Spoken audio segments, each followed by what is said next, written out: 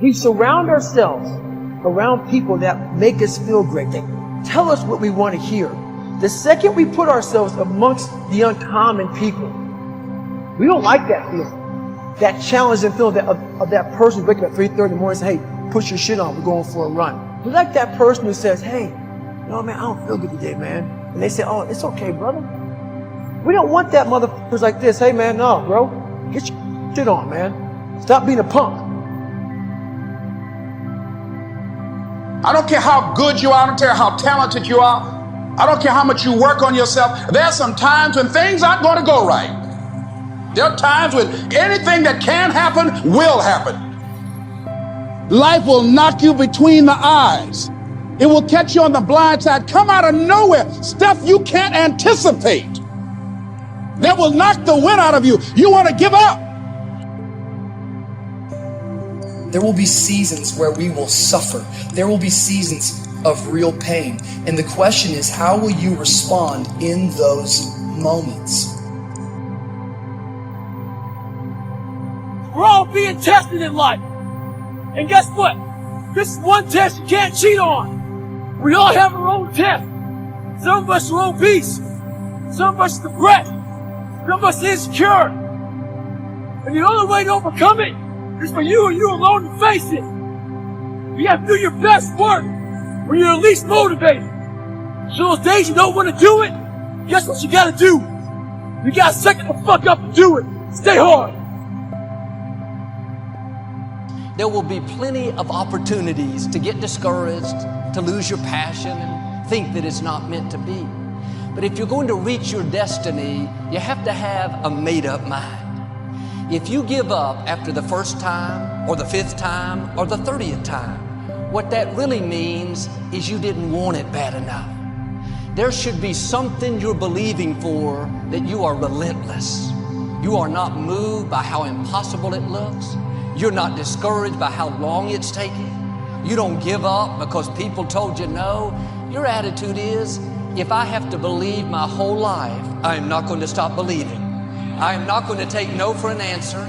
I'm not going to settle for mediocrity. I'm going to keep pursuing what's in my heart. No matter what you face, no matter how bad it is going to be, when there is a challenge, and by a challenge I mean anything in life, any challenge, anything that you're facing, the only way to overcome the challenges that you face is to start walking. Take that step every day, no matter what you are facing. Get up and start walking. One of my weak points in my personal life is I don't like technical stuff. So even though I have to be on Twitter and Instagram and Facebook, I don't care for that. So guess what? I find somebody who loves to do that. You know, I find somebody who has a strength where I have a weakness, and I partner with them. All you're trying to do is get to the goal. No one gets there by themselves. Everybody needs help. Now, when you know what you got going for you, be confident, not cocky. Managing your strengths, knowing what they are, and don't let nobody talk you out of it. And that gets you fight ready. You get fight ready like that. You got to know you. Helps you develop your skills. All the while, you're developing your strength. You just got to keep developing the strength. Don't let anybody talk you up. At the same time, you must work on improving your weaknesses. So I've had to, in spite of myself, get on Instagram, get on Twitter, get on Facebook. I got to do the videos whether I want to or not, because the world is moving to social media. Some people have been bullied. Some people are just stressed out. Some people are insecure. Some people are fat and overweight.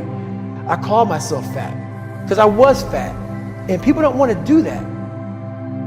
They want to say, oh, don't call yourself fat. Don't call yourself dumb. If you're not real and raw with who the f you are, nothing's going to change. In this nice new world that we live in, We want to hear, you're just a little big.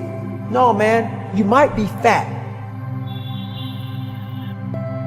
The mind controls everything. You get to 40%, your brain says, we're done. Let's roll, man. This is starting to get painful. This is uncomfortable. So you sit down. You have to figure out ways, and everybody's different. That's how the book kind of talks about, like we all have these things about, 5 steps to this and 4 steps to this. It's a lot more than that. That's all bullshit. It's a practice that you have to, it's a habit. So if you know that at 40% I'm feeling pain. At 40% I'm feeling pain. That's where the 40% rule kicks in. Now it starts. Okay, I'm feeling pain. My mind's saying it's saying get out of here, run, flee. The fight or flight kicks in. Okay, we're done. We're not good enough. It starts telling you all these things. You start to believe it because the mind controls all. This is the time where you have to gain control back of your mind. It's okay. Let me see if I can go 45%. And once you start giving yourself more and more hope, and start realizing, okay, the mind starts to be, okay, what are you doing? We're supposed to be going right, and you're going left. You start then controlling your mind. Start finding more in yourself, and then it goes from 40% to a lot further than that. But that's the start of it, though. Get to the spot where your mind is saying stop.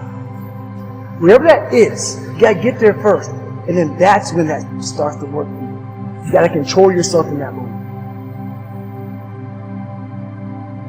Sometimes you gotta delete the app. Sometimes you have to walk away.